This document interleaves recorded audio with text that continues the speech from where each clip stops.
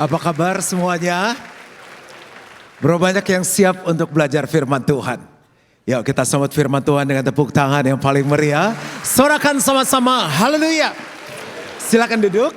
Tema kita sepanjang tahun adalah Growing Up. Dan saya bahas seri yang kedua.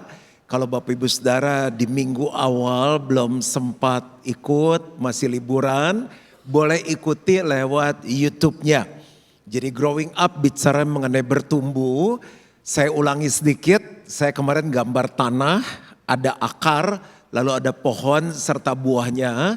Nah tahun lalu kita belajar bagaimana growing deeper, yaitu akarnya merambat ke tanah, supaya waktu pohonnya nanti tumbuh menghasilkan buah, ada hujan, ada angin, ada banjir, kita akan tetap kuat di dalam Tuhan.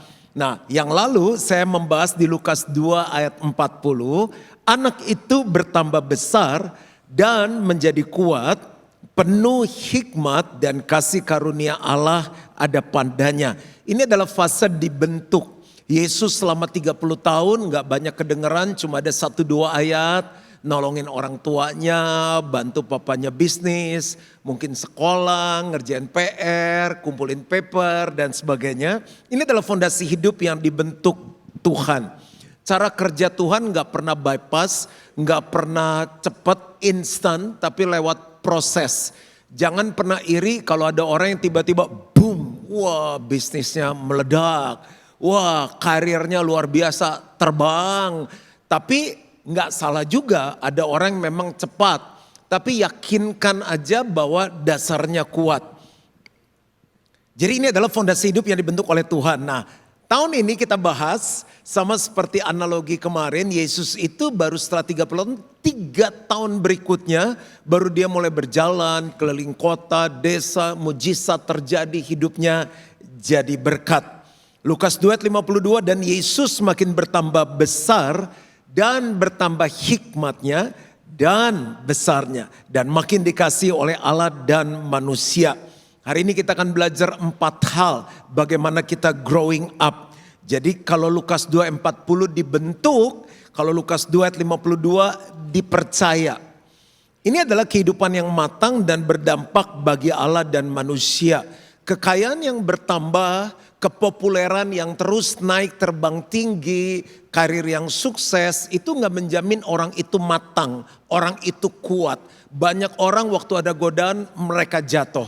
Jemaat Gilgal dapat visi dari Tuhan menjadi jemaat yang kuat. Akan terus naik tapi tetap kuat di dalam Tuhan. Ya walaupun banjir rasanya tepuk tangannya tetap harus melewati banjir. Setelah melewati pembentukan growing deeper, apa yang terjadi dalam kehidupan growing up? Yang pertama adalah kita bertambah besar. Ini bicara mengenai pertumbuhan fisik. Nah kalau fisik kita nggak sehat, nggak kuat, kalau Tuhan mau percaya kita banyak, Tuhan mau kembangkan bisnis kita mau jadi berkat, kita nggak akan kuat. Walaupun umur di tangan Tuhan, gak ada yang tahu umur kita, tapi kita lakukan bagian kita. Tubuh sangat penting dalam pertumbuhan rohani. Tapi sayangnya banyak orang Kristen takut nimbang, orang Kristen malas olahraga, orang Kristen takut ke dokter. Dan setelah mereka dapat hasil cek darah, mereka gak lakukan apa-apa. Semuanya yang bukan di kebaktian ini. Jadi saya tulis ada kesehatan, ada disiplin dan tanggung jawab atas tubuh. Roh yang menyala-nyala sering padam karena tubuh yang diabaikan. Kalau tubuh sakit, kesehatan terganggu, kita nggak bisa ngapa-ngapain. Mau kaya, mau pinter, mau hebat, mau rohani.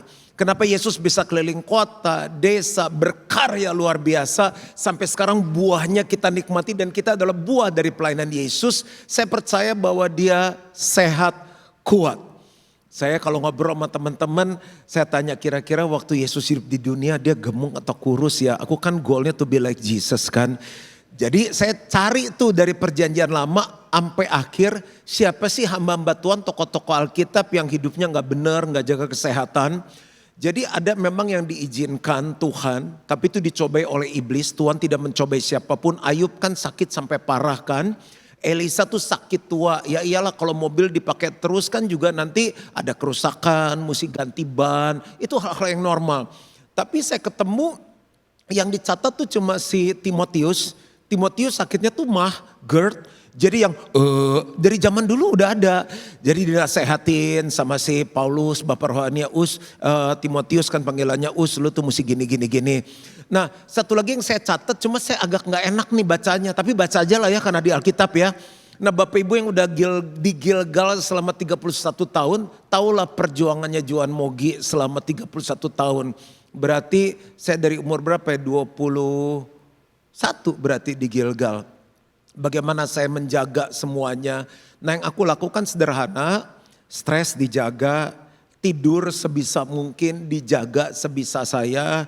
Jadwal lagi terus dijaga oleh beberapa pagar sekarang supaya saya bisa tetap sehat. Lalu jaga makan sebisa mungkin, gak gampang. Kemarin biasa meeting gak ada apa-apa, entah beberapa kali meeting ini tuh.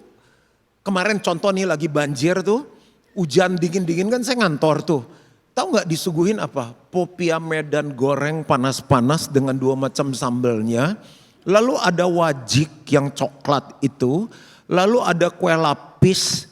Lalu ada dadar gulung Solo yang hijau muter-muter dalamnya kayak ada kelapa pakai gula merah itu. Terus tiba-tiba kayak ada gerakan dari Roh Kudus, pesan kopi panas segera begitu. Ya saya taat gerakan itu, gagal saya. Tapi malamnya saya bertobat, kan hitungan kalori. Nah kemarin ini saya cuma cerita aja bahwa untuk sehat tuh gak gampang. Tapi aku mendisiplin diriku setiap hari olahraga. Kemarin saya padatkan ke Surabaya sama tim, Pastor Michael bilang, Pastor jangan olahraga. Saya udah buat saran olahraga, jangan. Besok mau khotbah 5 kali, hari ini New Life sekarang jangan olahraga dia bilang. Itu udah too much dia bilang. Tapi pas datang kan dari jemput, jadi saya mungkin cuma 24 jam di Surabaya. Habis itu diajak makan, training 4 jam, makan malam. Udah gitu saya habis briefing, saya bilang saya mau ke kamar dulu, saya mau istirahat. Nah besoknya kan si intermittent udah saya push up aja di kamar. Siang itu pencobaan begitu luar biasa. Aku cerita karena kita udah deket ya. Bubur Madura, nasi Madura. Terus restoran Halim dibawa ke gereja, ada burung darahnya yang paling enak itu, baminya enak. Ada roti bakar pakai serikaya sama butter. Ada, ini masih tetap khotbah, masih isi khotbah. Jangan, saya belum sesat. Lalu ada leker, lalu ada kopi namyong yang enak banget gitu. Terus saya kayak gak sejahtera ya on the way ke pesawat, ke airport ya. Saya bilang, Lis pesenin saya clean ball. Cie. Jadi tetap saya masih jaga, masih berani nimbang, setahun 2 kali check up, tetap rajin olahraga. Karena saya tahu yang namanya growing up buat apa kalau sakit-sakitan. Tolong segera periksa darah. Kan gak amin kan, baru poin yang pertama. Katanya mau growing up, amin aja gak berani, saya langsung tahu eksekusinya gimana. Ini ayat jangan ada yang tersinggung, beneran bukan saya yang tulis. 1 Samuel 4 ayat 18, selain si Timotius yang sakit lambung, ini satu nih. Ketika disebutnya tabut Allah itu, jatuhlah Eli telentang dari kursi di sebelah pintu gerbang. Batang lehernya patah dan ia mati sebab telah tua dan gemuk orangnya, beneran bukan aku yang tulis. 40 tahun lamanya ia memerintah sebagai hakim atas orang Israel. Saya berjuang guys, tapi yang pasti semuanya aman, terkendali. Kita udah tahu kok hari ini kita sehat, belum tentu kita sehat loh besok. Salah satu leader kita lagi ada yang sakit. Saya udah doain tadi pagi, udah video call, jam 12 nanti tindakan. Saya bilang, saya lihat fisik saya, kalau saya kuat, selesai saya khotbah sore, saya mau ke rumah sakit, saya mau ketemu. Karena beliau adalah keluarga kita semua. Kalau sakit semuanya hilang. Ya udah, ini kebenaran, gak harus amin. Jadi yang pertama bertambah besar, bicara mengenai pertumbuhan fisik. Semakin umur, so tua banget nih bapak-bapak. Semakin bertambah usia. Entah kenapa waktu udah Tuhan terima kasih bisa bangun hidup. Itu kayaknya meresap banget. Tuhan terima kasih aku sehat. Itu meresap banget. Pokoknya kalau yang ABG ngetawain om nanti pas umur 50-an itu berasa sekali. Jadi kayak waktu kita terima hasil tes darah kayak terima keputusan masuk surga atau enggak seperti begitu. Saya bilang, lu kenapa badan sakit-sakit? Ya udah umur. Jadi kalau bangun sekarang tuh kalau dulu zrat gitu bangun. Sekarang mesti pelan dulu, pelan gitu. Stretching dulu gitu. Yang kedua, bertambah hikmat. Itu bicara mengenai pertumbuhan intelektual dan rohani. Coba sama-sama bilang intelektual, rohani. Ada orang yang pinternya minta ampun. Kita tanya apa dia jawab. Kita tanya apa dia jawab. Udah kayak ChatGPT berjalan. Tapi kalau gak disertai takut akan Tuhan. Yang pinter itu bisa ngeselin loh. Bisa menjurus ke so tau. Tapi di lain pihak, lain kutub ada orang yang rohani banget. Kita sampai minder. Sebentar guys, kenapa? Enggak, Tuhan lagi ngomong. Lu sering banget Tuhan ngomong malu. Ini pisang goreng enak banget. Bentar tanya Tuhan dulu. Dia rohani sekali. Tapi bodoh. Mending mana coba? Pinter gak rohani atau rohani bodoh? Mendingan gabungan kan? Rohani. Karena gini, yang pinter tambah kaya, yang rohani tambah miskin. Karena gak digabung. Takut Tuhan perlu dekat sama Tuhan, tapi harus belajar. Digabung, itu namanya hikmat. So, apa itu hikmat? Hikmat adalah kemampuan menerapkan kebenaran dalam kehidupan sehari-hari. Loh orang pintar kok berantem rumah tangganya. Orang pintar kok hidupnya sakit-sakitan. Kenapa? Karena mungkin dia gak pelajari. Oh tubuh saya gak bisa ini, berarti saya jangan ini. Saya harus tidur 8 jam, kalau gak saya migrain. Ya lu tidur 8 jam dong. Dua hal. Bertambah hikmat tuh ini, kebijaksanaan dalam mengambil keputusan. Penting banget. Hidup rusak gara-gara keputusan. Hidup bahagia gara-gara keputusan. Kan setelah selesai dengar ayat tadi yang dia terjatuh gitu. Kan kita pulang bisa mutuskan. Mau makan 1 sendok nasi atau 1 sendok semen. Kita mau makan yang goreng atau yang rebus. Kita mau makan yang halal atau tidak halal. Hidup itu keputusan. Mau menikah sama siapa? Dari 5 yang ngejar saya, yang mana yang saya pilih? Contoh di Alkitab, paling enak pakai contoh di Alkitab. Ada banyak orang yang gagal dalam hidup karena salah ambil keputusan. Tapi ada banyak orang yang hidupnya terbang tinggi growing up karena ngambil keputusan yang benar. Semuanya karena dia gabungkan kecerdasan dan takut akan Tuhan. Daniel bukan sekedar takut akan Tuhan, Daniel, Sadrak, Mesak, Abednego, tapi mereka sangat pintar, punya banyak ilmu. Bahkan ditemukan 10 kali lebih cerdas dari orang yang paling pintar di negara itu. Namanya Rehabeam. Coba bilang sama-sama Rehabeam. Dia tuh anaknya Salomo. Salomo dihormati, penuh dengan hikmat, dikagumi. Jadi ada masalah, rakyat datang sama dia. Raja, yes please, gimana? Begini, kami terlalu berat, kerjanya berat sekali. Kami tuh tersiksa udah gitu. Terus pajak dinaikin lagi. Udah capek, pajak dinaikin. Gimana nih dalam 3 hari kami perlu jawaban. Dan dia tanya sama orang-orang tua yang berhikmat. Orang tua bilang gini, kamu posisinya raja. Tapi tugas kamu melayani rakyat. Kalau rakyat udah susah, dia sakit, kerja kecapean, dia mati. Mati gak ada yang bangun lagi negara kita. Terus udah mati kamu naikin pajak. Tinggal janda sisanya, siapa yang mau bayar pajak? Kurang lebih begitu. Saya bikin ceritanya jadi hidup. Benar juga ya, tapi dia punya teman-teman yang muda. Dia tanya, guys kumpul, ada masalah gini gimana?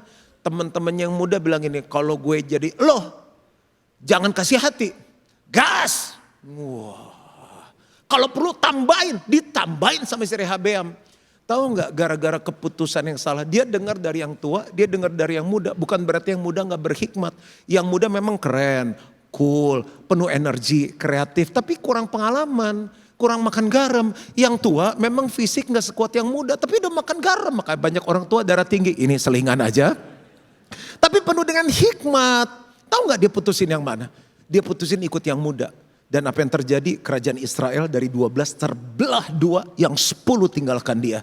Cuma 1 keputusan yang mengandalkan kepintaran. Dia pikir ini bagus nih anak muda. Tidak mendengarkan hikmat. Hancur. Simson. Kurang kuat apa? Orang cewek termehek-mehek sama dia. Orang tuanya bilang gini, Simson, panggilannya anak Sim atau Son?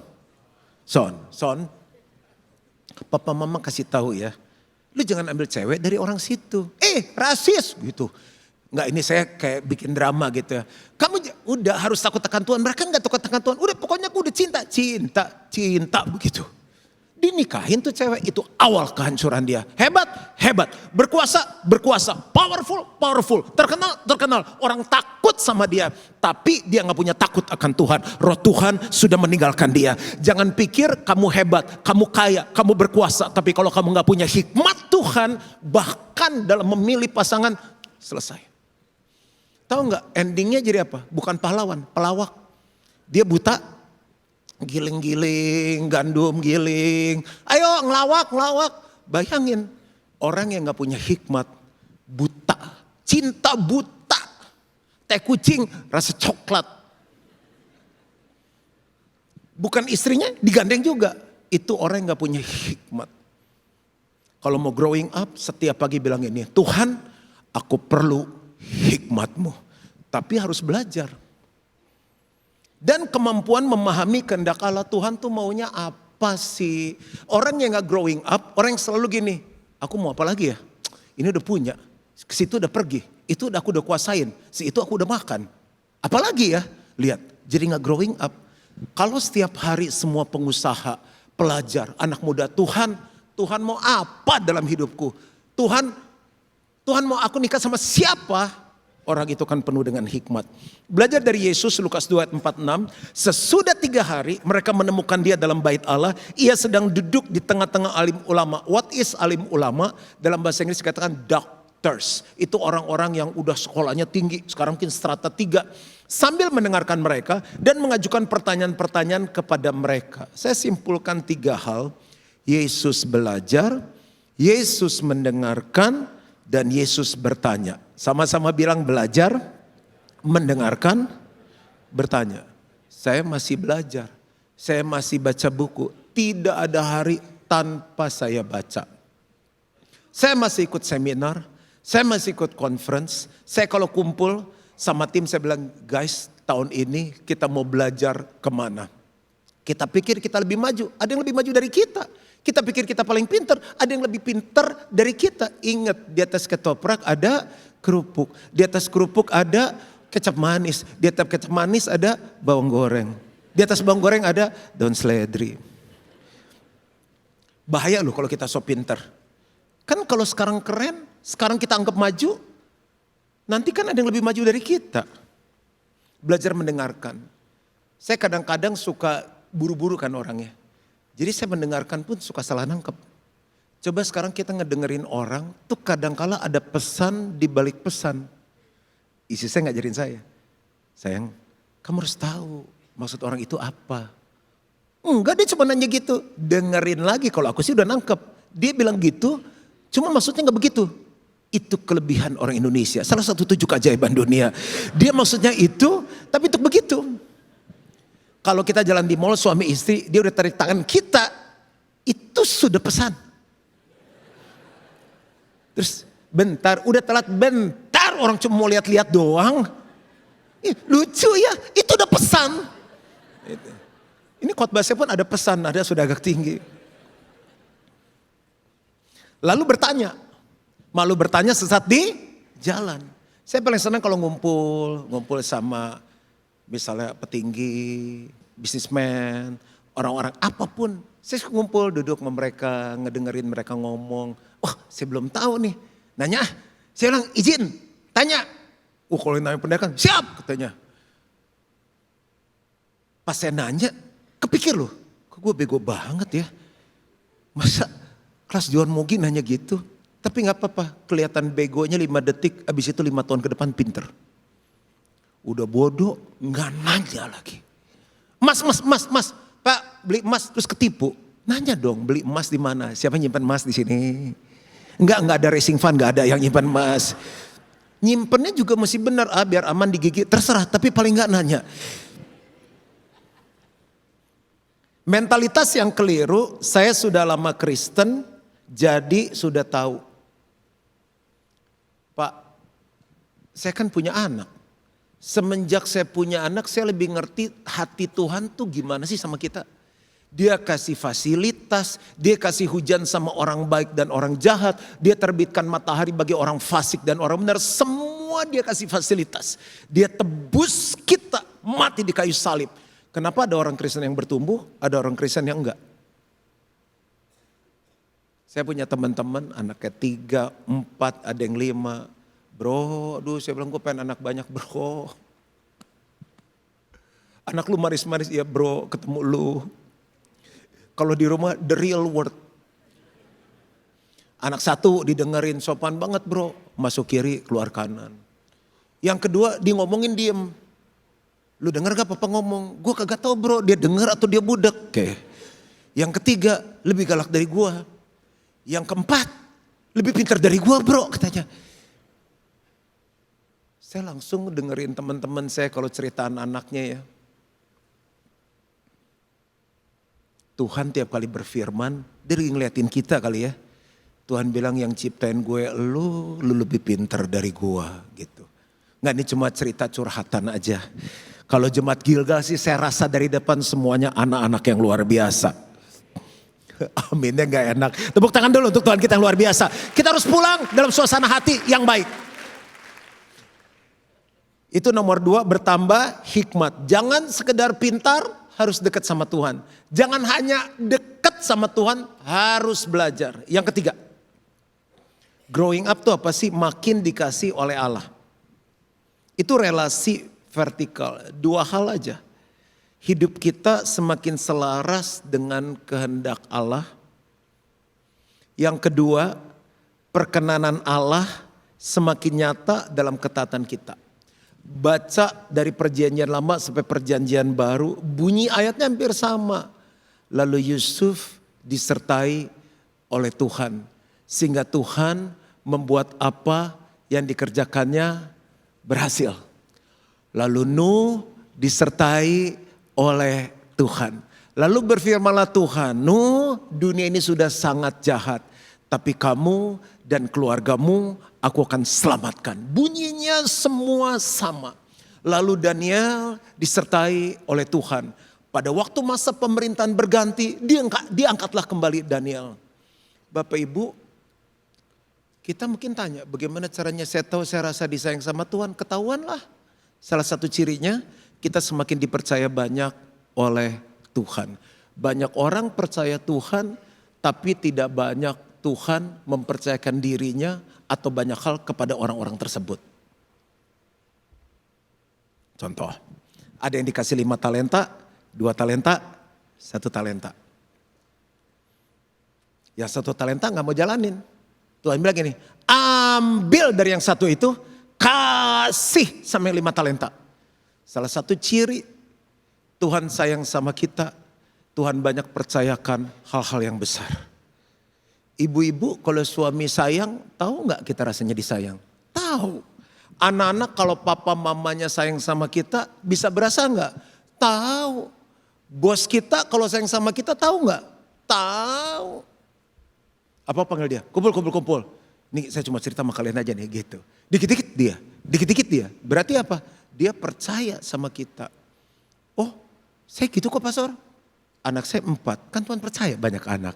Perusahaan saya 14, kan Tuhan percaya. Benar, tapi kalau semua cuma dihitung sama yang materialistik, sama yang fisik, kita gak pernah lihat apa yang rohani dalam hidup kita.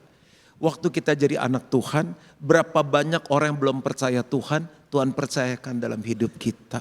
Berapa banyak pekerjaan Tuhan, pelayanan Tuhan yang Tuhan percayakan dalam hidup kita. Itu salah satu cara tahu Tuhan semakin mengasihi kita.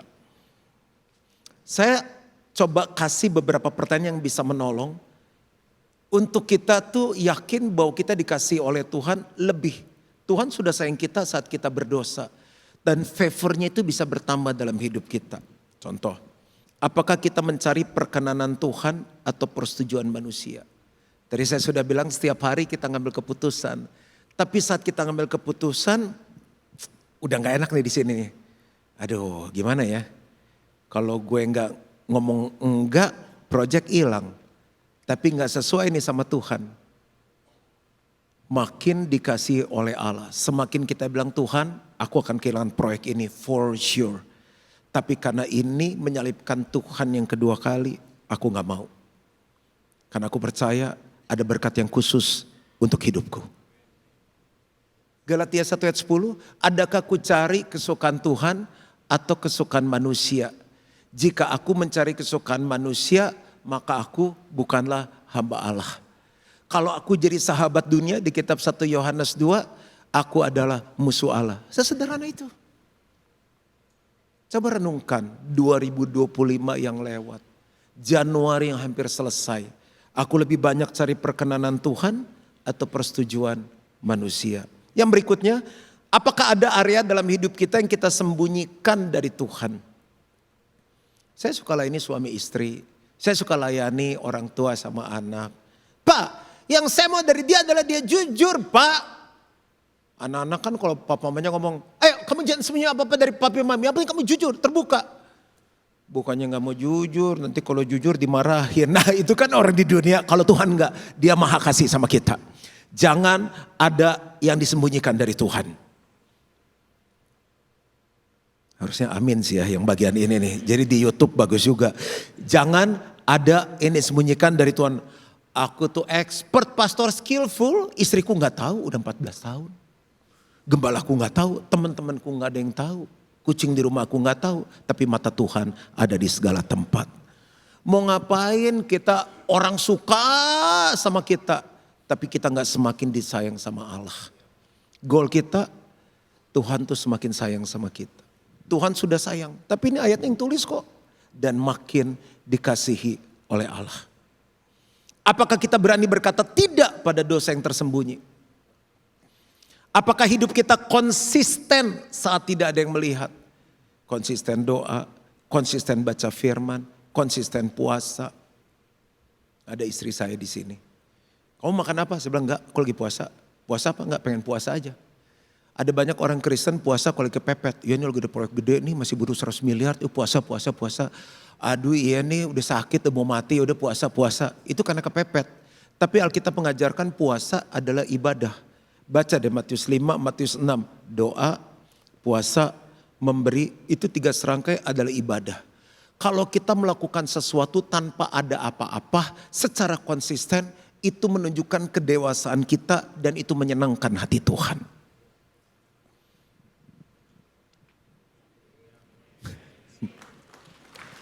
Enggak, saya nggak nuntut amin, kan aku udah dewasa pembicaranya. Kalau kita ngasih istri cuma pas tiap bulan, itu normal. Kalau kita ngasih istri cuma pas ulang tahun sama anniversary, itu normal. Tapi kalau kita ngasih bukan pada saatnya itu normal, menurut saya itu sesuatu yang luar biasa.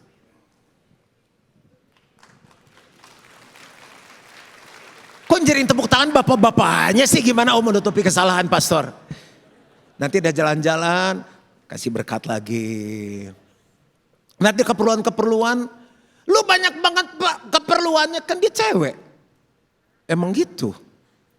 Bu cepetan amin bu, ini saya cuma kasih contoh di kebaktian, nggak tahu kenapa digerakkan aja. Dah bu ya, sekarang bapak-bapak. Jangan cuma pijitin suami di awal pernikahan. Ma pijitin mah, gue juga capek kan, gue jaga toko, mandiin kucing segala. Gak ada apa-apa tapi pijitin suami. Nah ini cuma kayak analogi aja. Kita kadang-kadang ke Tuhan melakukan konsisten kalau cuma kepepet doang.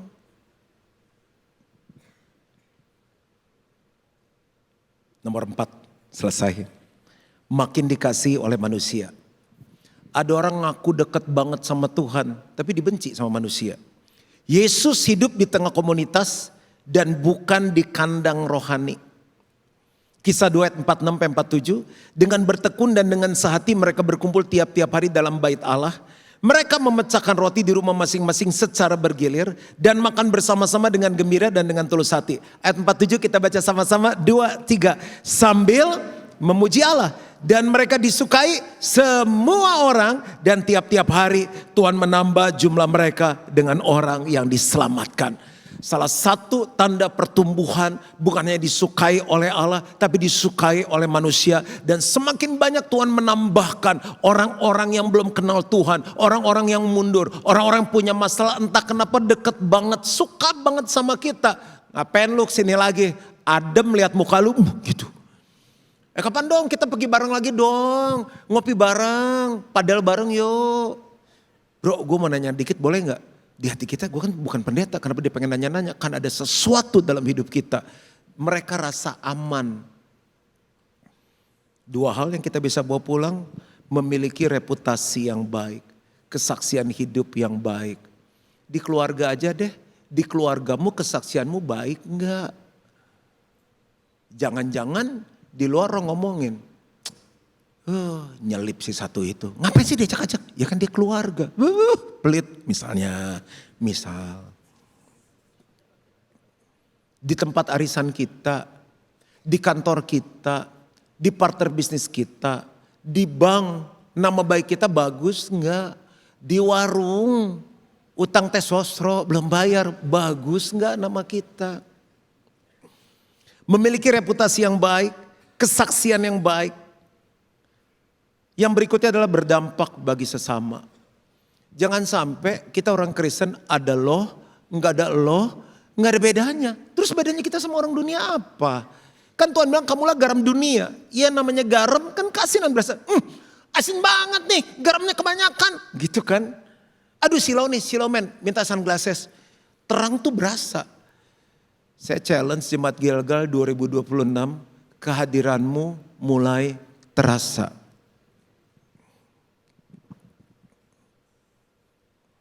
Kebanyakan kita orang Kristen jago kandang. Kalau di gereja semua disalamin. Shalom, shalom, shalom. Suruh sama pendeta. Terus hari Senin kalau nganter sekolah anak. Ketemu ibu-ibu yang nganter. Anak bilang, mah kok gak shalom kira-kira. Gak kelas. Gak kelas sama mama. Saya tutup dengan ini. Pertanyaan yang bisa menolong. Apakah iman saya membuat orang lain diberkati atau terluka? Semakin lama di gereja kok semakin banyak orang terluka sama kita. Nah berarti itu gak growing up. Apakah kehadiran saya membawa berkat? Situ kenapa gak diundang sih? Undang seru. Pasti ada cerita katanya. Seneng pergi sama dia gitu. Saya selesai. Ada 4 hal. Kalau memang dasarmu kuat dan kau bertumbuh. Semua ini gak ada hubungan dengan aset, kekayaan yang bertambah, popularitas yang membuat kita tambah terkenal, muka kita tambah awet muda. Tapi yang pertama, bertambah besar, fisiknya sehat. Itu yang saya coba jaga terus. Kemarin pas pulang, saya bilang, kamu udah nimbang belum? Takut Lus. Tapi tadi saya nimbang pagi, bener naik 1 kilo. Ketakutan saya selalu tuh beralasan. Tapi udah, diet lagi, normalin lagi. Berani cek darah, berani olahraga. Kita bisa feel kok kita sehat atau enggak. Yang kedua, bertambah hikmat. Inteleknya bertumbuh, rohaninya bertumbuh. Dunia ini gak butuh lagi orang pinter. Dunia ini gak butuh lagi orang rohani. Tapi orang rohani dan pinter yang penuh dengan hikmat Tuhan. Yang ketiga, makin dikasih oleh Allah. Tuhan tuh tiap kali lihat kita, aduh gemes Tambah cinta Tuhan, tambah kudus. Bapak ibu kan punya anak kan. Mama lihat wah. Tambah dewasa anak kita, ya ampun jadi sopan sekali sekarang. Mirip aku ya, mirip kita. Gitu. Tuhan tuh suka tersenyum ngeliatin kita. Malaikat, lihat tuh. Dia udah gak terlambat lagi ke gereja. Kebaktian yang nanti. Yang keempat, makin dikasih oleh manusia. Entah kenapa orang tuh pengen ketemu sama kita. Doa saya, GB Gilgal terus growing up. Tuhan memberkati. Mari bangkit berdiri sama-sama. Nyanyi lagu ini jadi doa kita. Bersinar di tengah kegelapan, terpancar terang kasih Tuhan. Ku mau bercahaya, bermegah dalam Dia, menyaksikan Tuhan, menceritakan perbuatan Tuhan. Yang mau katakan sama-sama, rindu hidup selalu bercahaya dalam kemuliaan-Nya. sama-sama growing up. Ku mau bercahaya bagaikan bintang-bintang, di tengah kegelapan terpancar terang kasih Tuhan. Ku mau bercahaya bermegah dalam Dia, menyaksikan kemurahan Tuhan, menceritakan perbuatan Tuhan. Ku rindu hidup selalu bercahaya dalam kemuliaan-Nya. Ku mau bercahaya bagaikan bintang. Sama seperti kita orang tua, kita pengen anak-anak kita bercahaya, pengen mereka bertumbuh. Demikian juga Bapa di surga.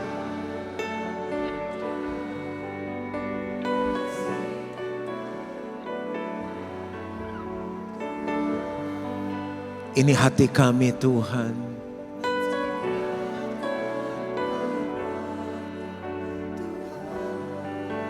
Yang rindu katakan bercahaya.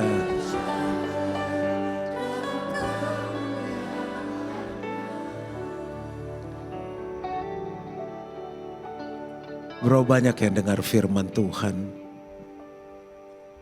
mau hidupnya sehat, bertambah hikmat, makin dikasih Allah, makin dikasih oleh manusia. Kau melihat setiap jemaatmu yang ada di onsite, di overflow, di online. Roh Kudus tolong, tidak ada satupun jemaat Gilgal yang tidak bertumbuh. Semuanya jadi jemaat yang kuat. Aku minta ini di dalam nama Yesus. Dan semua yang percaya sama-sama katakan, amin. Amin.